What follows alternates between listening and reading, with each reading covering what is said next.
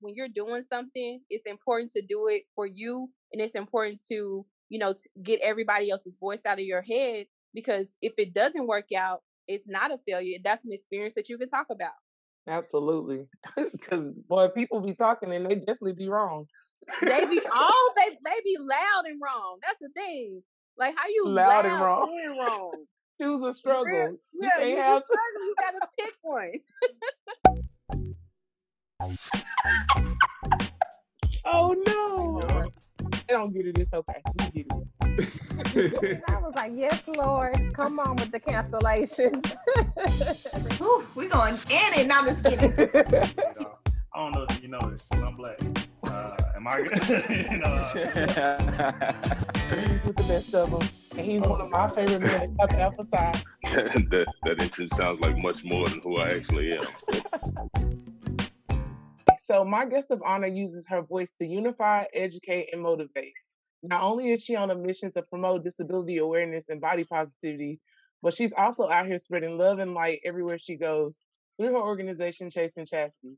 Some of her accomplishments include being seen on Born Different, which grossed over 50 million views, speaking in front of Congress in D.C. regarding disabilities in the workplace, and being awarded Emerging Disability Advocate in 2020. She's a lady at all times, and she keeps her beautiful locks fried, dyed, and laid to the side. Today, my guest of honor is the beautiful Chassidy Young. How you doing? Come on, fried, dyed, and laid to the side. Look at him. I mean, I'm like, I got a ponytail, and she got the locks flowing, like always. That 2 hours ago it would have been completely different. You would have kicked me out the room, but I'm prepared. But I'm doing good. I'm excited to be here talking to you today. Thank you. Me too. I'm glad to talk to you too. Tell me a little bit how the pandemic has been going for you. Child, you know what? It's getting better. So for me, like I was working from home prior to the pandemic, so I had a remote job. So it just kind of as far as work goes, everything was the same, but it was so different trying to find avenues to get yourself out of the room, out of your workspace, because now you're at home and you have to be at home for entertainment and social, and then those type of things were taken away. So at first it was a big adjustment, just trying to find different things to do. And I just feel like at one point I was like, I can't be creative. I'm just not. But but I think we all just went through that little phase in the beginning where you just kind of lost something and something just switched off. But now with social media and with finding my new passion at TikTok, it's creating different avenues for me to, I think I've, sparked a little fire in me again, with the creativity. So it's getting better, but it was rough in the beginning because just kind of being at home and working at home and still working, which I was thankful that I, wasn't impacted financially, or, by that with not having a job, but you were still like in the thick of it. But it's getting better. It is. Well, that's what it's all about. That's what it's all about, progress. And I think it's crazy how the pandemic, it was uncomfortable, but it did help us understand gratitude and how we need to be grateful for the small things. Like going to the movies it's more enjoyable now because it was taken more away. Enjoyable. The smallest things, I'm telling you, I was excited about getting out the house, coming to the salon, being able to, like you said, go to the store. Like those small things are such a big deal. Like me and my sister, we make a big deal. We have our little movie nights now because, like you said, it's such a, it was for it to be taken away like that, and you just realize how much you miss having those access to those things. You appreciate all that. I love when I can get out the house and come sit somewhere, even if I'm just sitting. I don't care what I'm doing. I'm out of the house. I understand that. Well, tell people a little bit about your background and where you come from. Tell them a little bit about you. Yeah, so I am from Fort Worth, Texas, by way of Everman. Yes. So I went to graduate from Everman High School, and I got my bachelor's in psychology from the University of Texas at Arlington, where I met you. Yeah. For the most part, I've always been, whether vocally or just living my life, just a disability advocate. That has been something I recently put a name to. I more so was living it, and I didn't realize that's what I was doing, just by, living my life. It's always been so important for me, for people to, for one, be comfortable with me, for me to educate people on, just dealing with people who are differently able, people who are limb different, or people who have just a physical difference.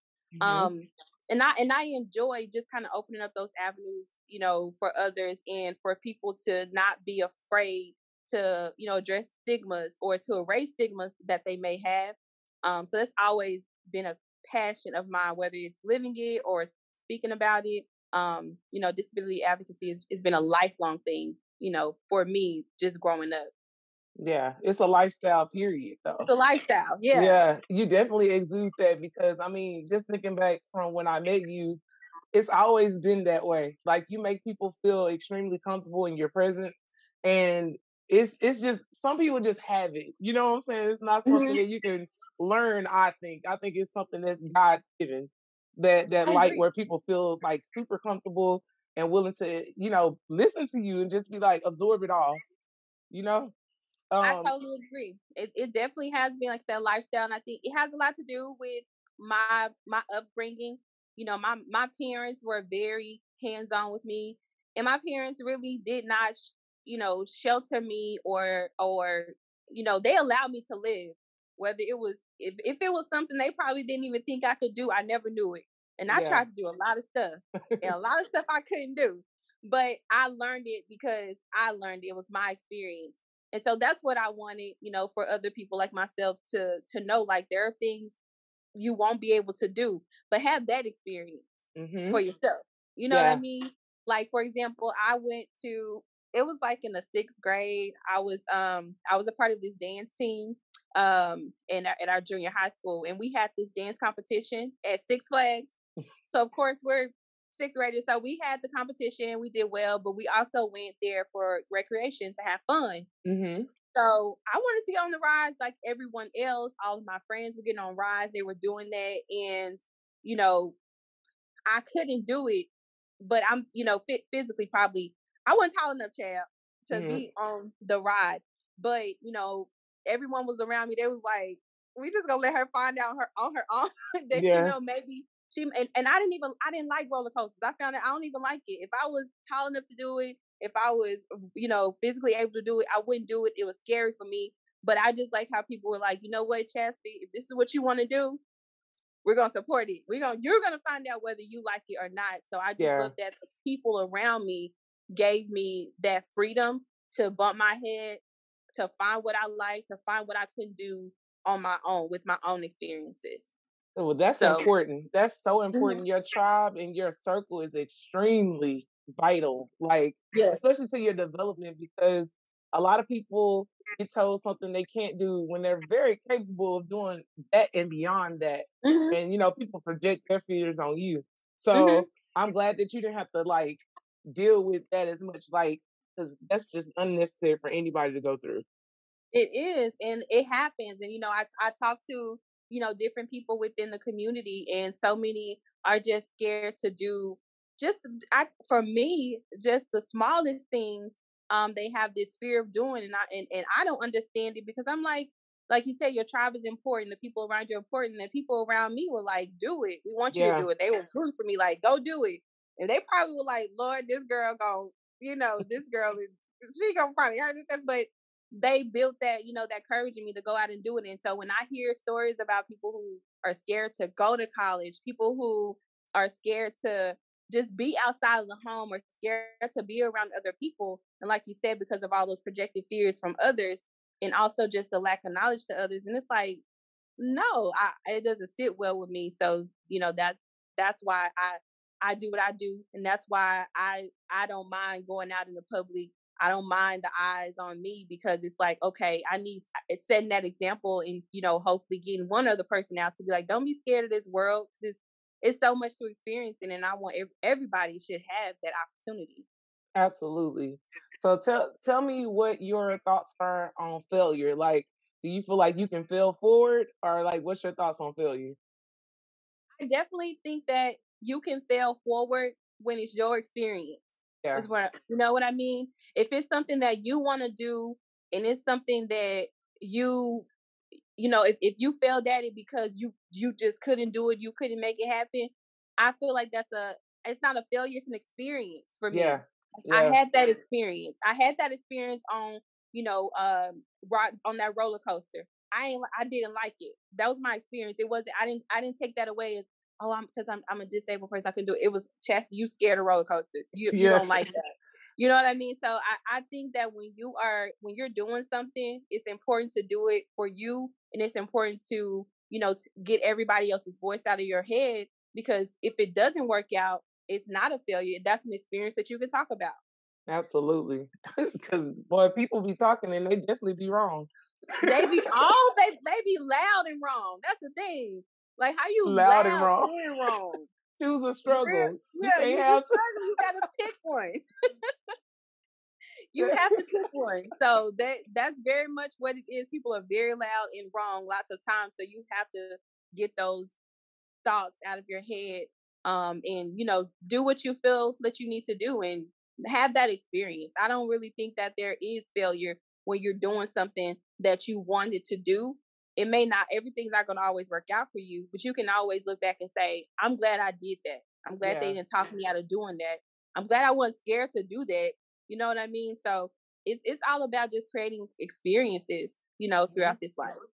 Yeah, being an active participant in your own life is valuable. Mhm. Because if you don't do it, life will just happen to you, and you'll just be there taking all the punches. Like, am I gonna get up? Like, it's like you gotta And figure out if then, you're gonna get up. yes, that's important. Yeah, and I try to tell students that all the time. Like, you know, taking ownership of your experience is vital. But tell me what you would tell a young person that's preparing to either enter the workforce or go to college. Like, what advice would you give them?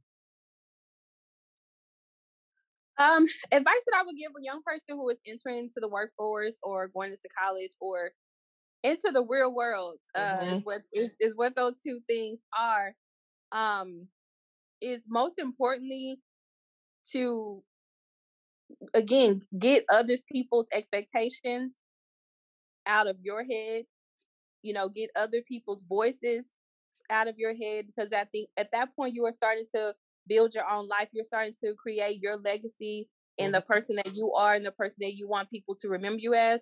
So when you're becoming an adult, you have all these different, you know, your different voices and different, you know, expectations from the people that maybe raised you or your household. But it's important to, you know, remove those voices and just go in clear so that you can learn to find yourself and to find your niche and to find your own voice. Yeah, yeah. You definitely have to be free to express yourself, however Mhm. that is, however you see fit when it comes to that. Mhm. Because, I mean, at the end of the day, it's a million other people, and it's only one you. So you Yes. you definitely have to be okay with that. So tell me how you found the freedom to express yourself like this, because you touched on your family and like your tribe and everything, but like, do you feel like it was a part of God's calling on your life, or you just feel like it's something that happened to you? I really, I really do, and truly believe that it was a part of God's calling on my life. Because a lot of things that have happened, a lot of things have not happened to me. A lot of things have happened for me, and I'm Hmm. like, how did that happen? You know, there were certain things that I learned that were very natural that I didn't have training for. Like, when I started school, I didn't have a special doctor that taught me, okay, this is how you're going to write. This is how you're going to pick up a pencil. This is how Hmm. you're going to pick up a pen. This is how you're going to color. You know, my mom, she was like, I bought coloring books. I bought crayons like I did. And she gave my parents really gave me freedom. They put Hmm. something in front of me, and she would always say, I would watch you and you would just kind of figure out how to do things on your own.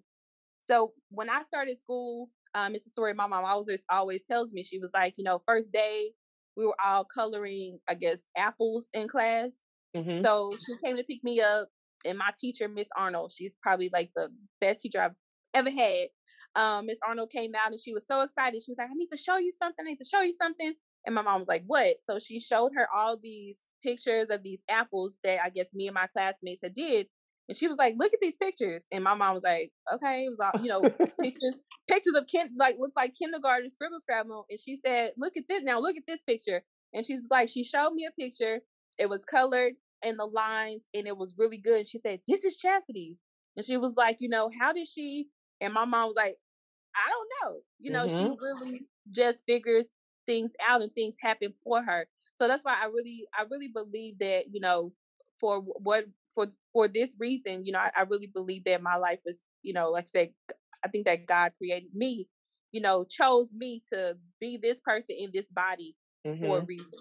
I do think that he gave me the tools to handle, sometimes the pressures of it and, to walk it confidently. So there are certain things that I definitely believe happened for me. And I'm like, whoa, that was too divine. You know what I mean? So that's how it's felt, for most of my life. And see, that's a blessing because when you're moving in purpose, things will open up. He will make room for you. And I think a lot of people think we lie when we say that. I'm like, nah, it's some stuff that's just like, you cannot explain. It's just like the floodgates doing this, like. You can't. And that's what I truly believe, that there are certain situations where I'm like, how did that happen? Or how am I here? Or just, the feelings that I've had, it just felt like, this is once I accepted who I was, you know what I mean? And I got to the point, and it was really early, being 12, 13, when you really started to notice that your friends are changing, you're not, everybody's growing, you're not, and you really start to become more self-aware with your body and self-conscious about things. So, early, it wasn't always like there was a time where I was like, oh, so this wasn't a trial, you know what I mean?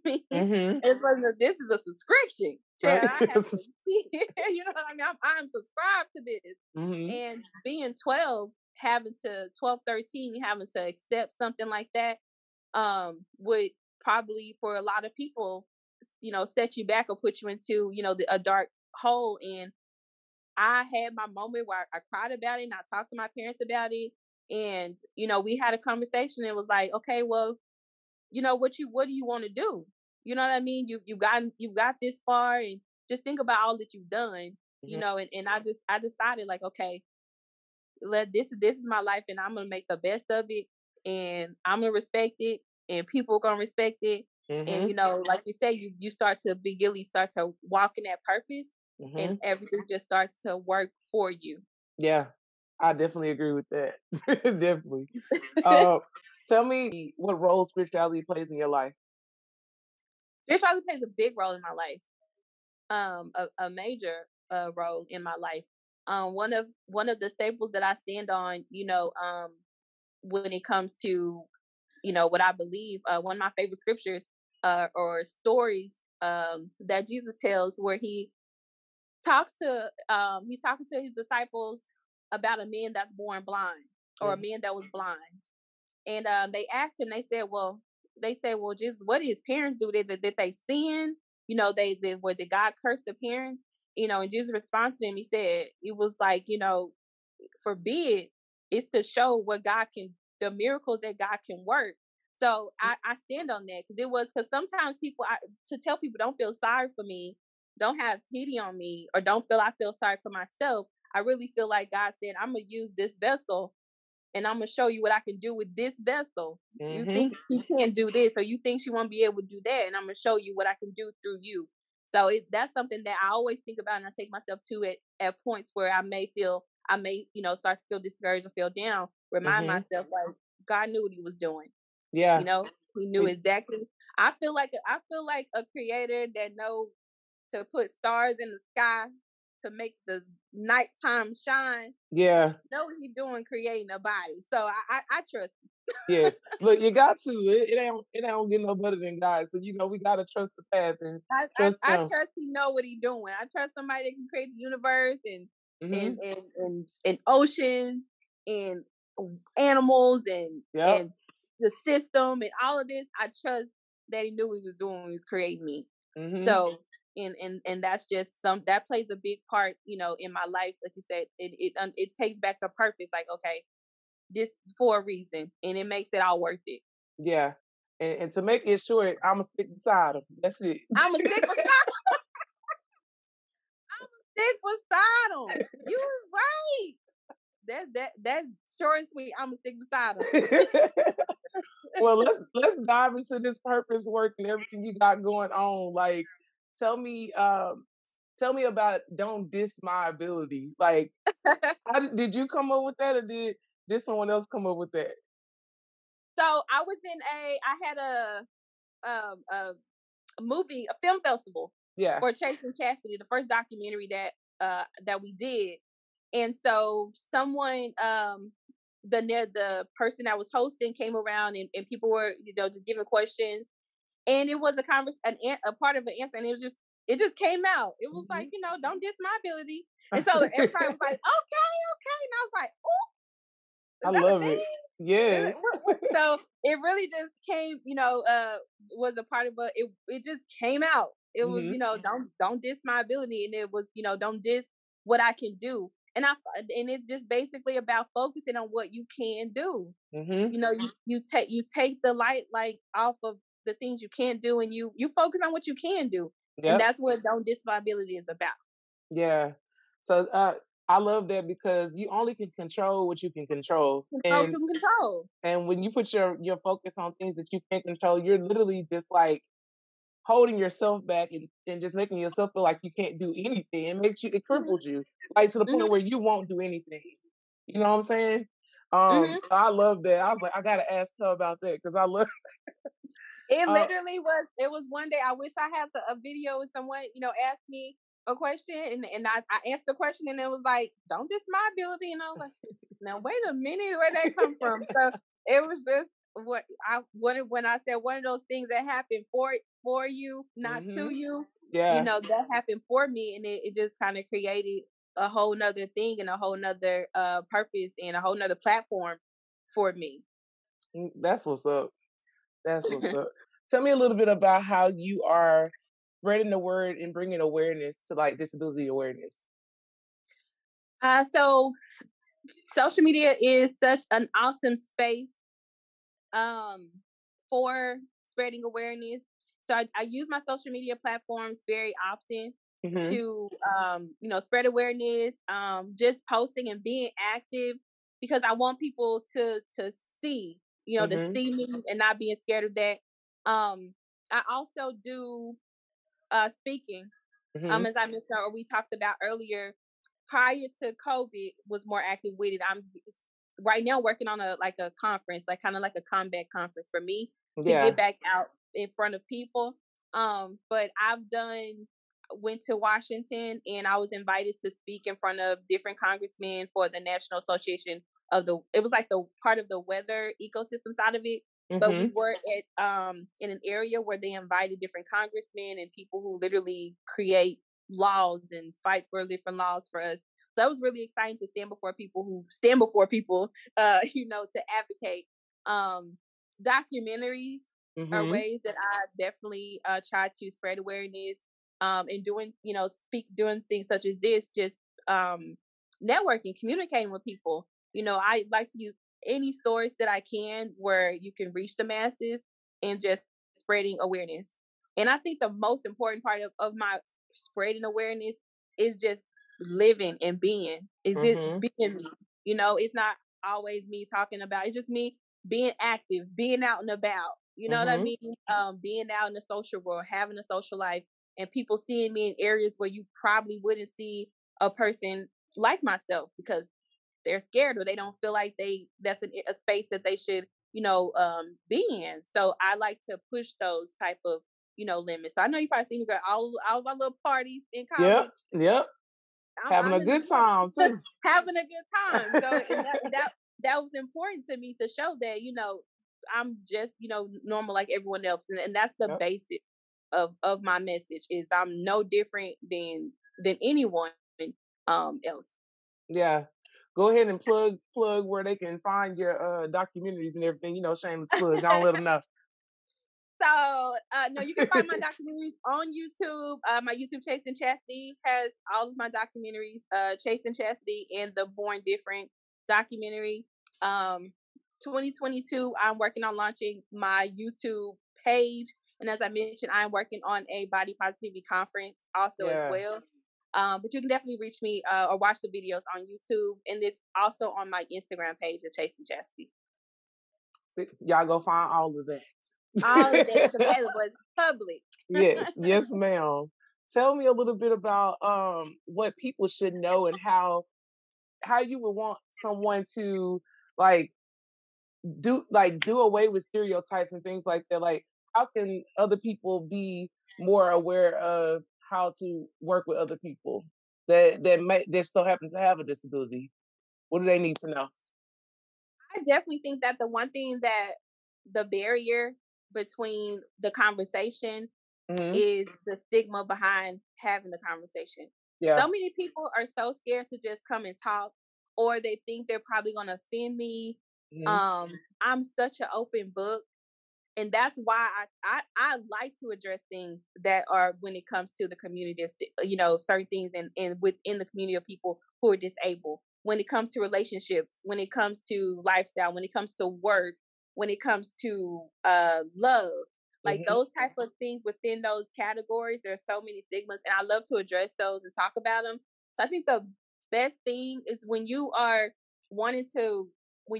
dealing with someone with a disability, or you're building a relationship with someone with disability, whether it's a friend, a coworker, or a companion, just having those conversations, like talking about it. I'm not scared to answer questions. I'm not scared to answer your curiosities. Like, okay, so what? You know what I mean? It's just about having the conversation, because so many people, most times people just don't want to offend you, or they don't want you to feel like they're being funny. Like, that's with my experience. Yeah. You know what I mean? When people are like, I don't want to like offend you. Like, I don't know what's the right thing to say. There's not really a right thing to say, but I think it's important that for me, it's my responsibility to give you the right answer and to give you the right knowledge.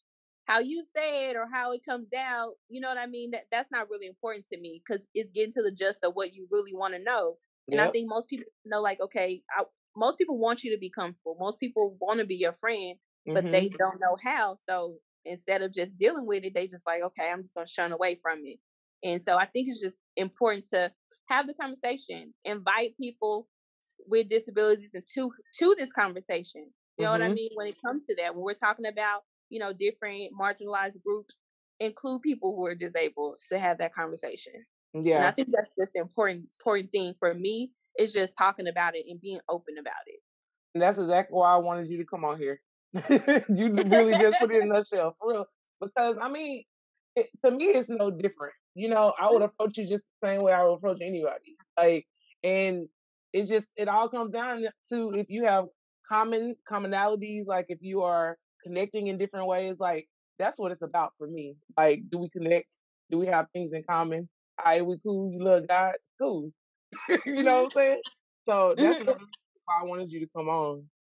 And that's been mostly my experiences with most people, is that once they start talking to me, and once we, start having a conversation, it's like, you are so much like me, or we have so much in common.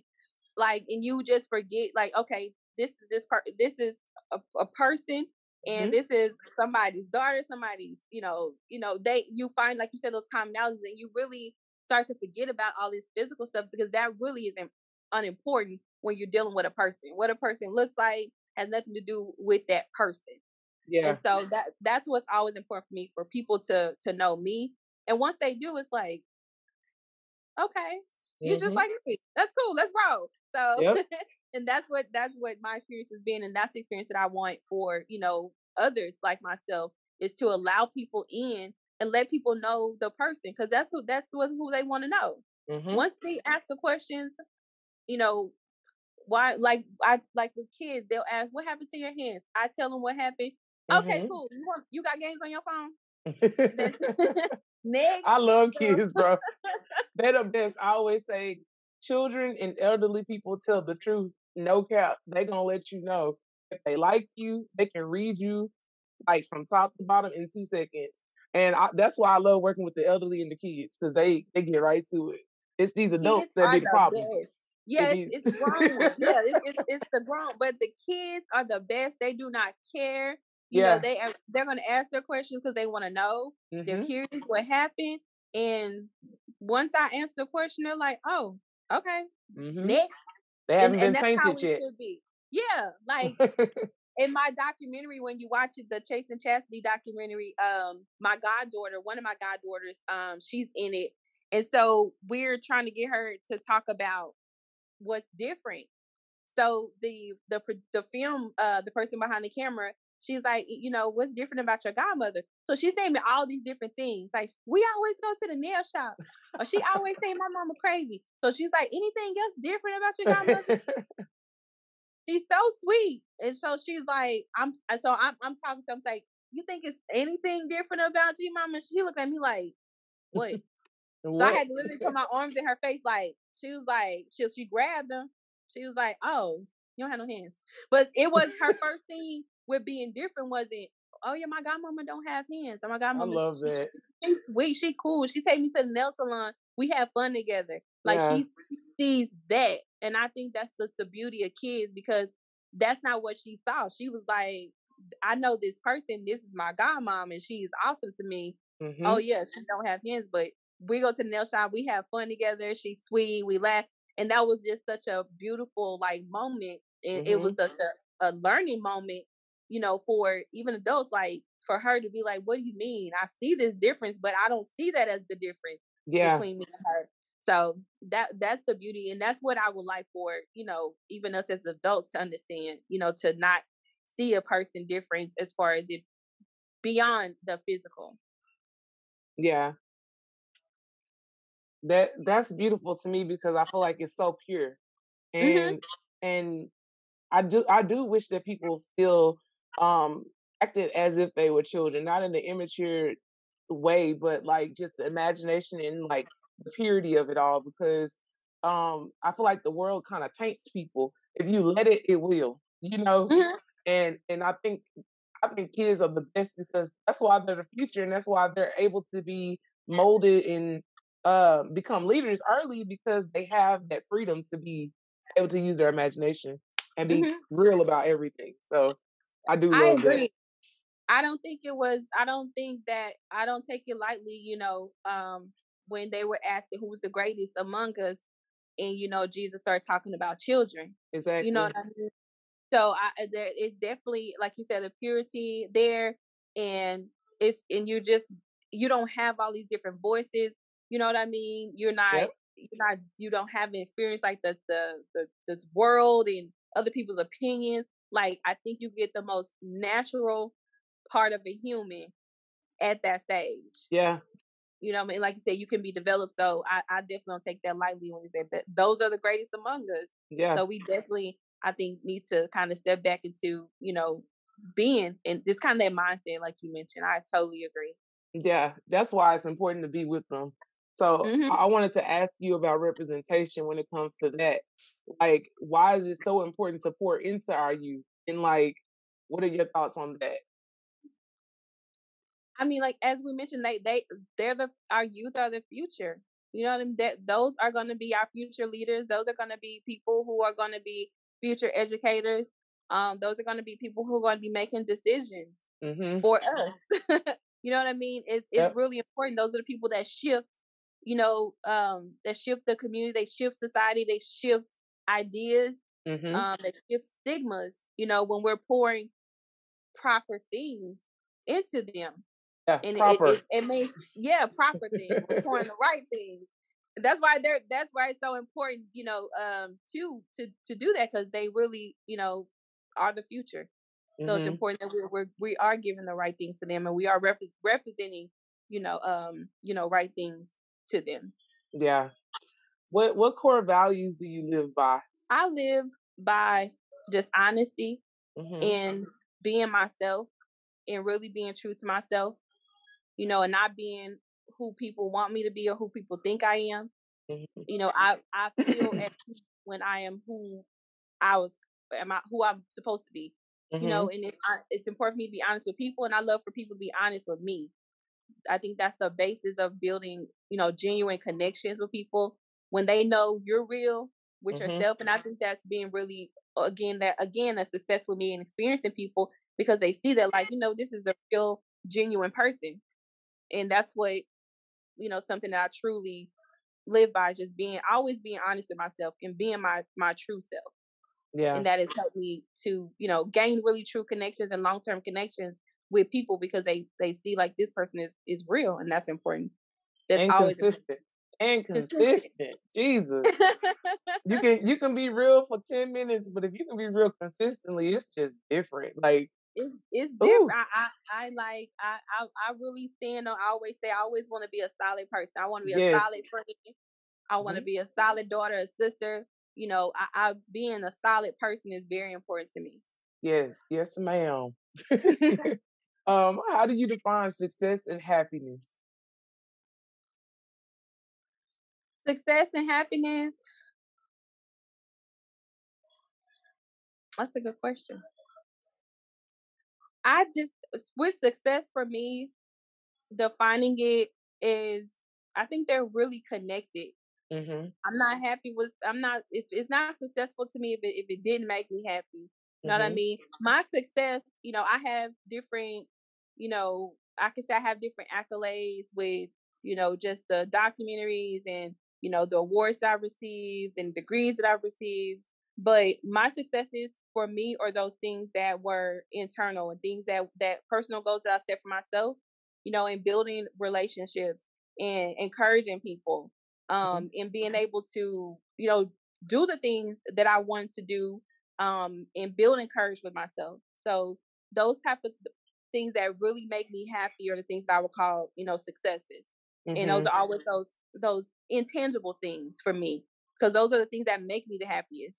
To know that you're inspiring people, to know that you're an encouragement, to know that you are giving other people a voice or being a voice for others are successes for me, because I would have never in my wildest dreams imagined, you know, being able to do the things I've had the opportunity and the blessing to do. And sometimes I'm sit back, I'm like, wow, I can't believe I was able to do that, or able to, you know, be that, or hear certain things from people, you know, just hearing people have come up to me and say, you know what, I seen you and you smiled today, and I just want you to know you made my day. I had a bad day and I saw you smile. Like, I've seen those things, and that's like, wow, those are the most important things to me, because that's what I want, just to make a real impact, you know, on the lives of people.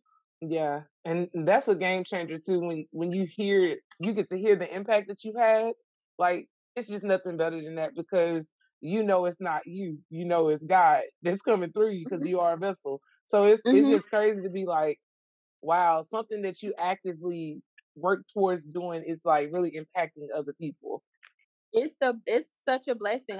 You know, when after the documentary, I had so many people message me like, I seen your story, and you know, I was low, or I was sad, I was depressed. You know, I had people who said they were suicidal, and you know, they were like, you know, just seeing your story really just encouraged me, you know, to keep going. So those type of things are successes for me. Yeah. Because you know, those type of things generate happiness for me and give me the, you know, the will to just keep going and moving forward. Yeah, I definitely agree. Well, my last question for you is, if you knew then what you know now, would you change anything? I wouldn't change a bit. I Well, I wouldn't like to change. hear. I wouldn't change nothing. I wouldn't change that. I'll do it all over again. I probably wouldn't go on that roller coaster the second time. Cause I tried it again. I said, well, maybe I got a little taller between the 6th and the 8th grade. It was a lot of it. So I wouldn't change it. I wouldn't change a thing. All things work together. And everything that's happened to me happened in purpose. If we did it all over again, it's all going to happen in purpose. So I wouldn't change a thing. Absolutely. Well, I just want to say that I'm very happy that you are using your voice, because a lot of people struggle to find it. And once they find it, they get so terrified about what other people are going to say that they shy away from using it. So I just really want to give you your flowers and tell you how proud I am of you, for real. And I'm being very sincere, because I understand how hard it can be to like always try to evoke that emotion, even when you're having a bad day, but thank you for what you're doing, especially for what you're doing for other people and just living in your truth. And I love that about you. So thank you. I thank you for coming on the show too. You're welcome. Thank you for having me.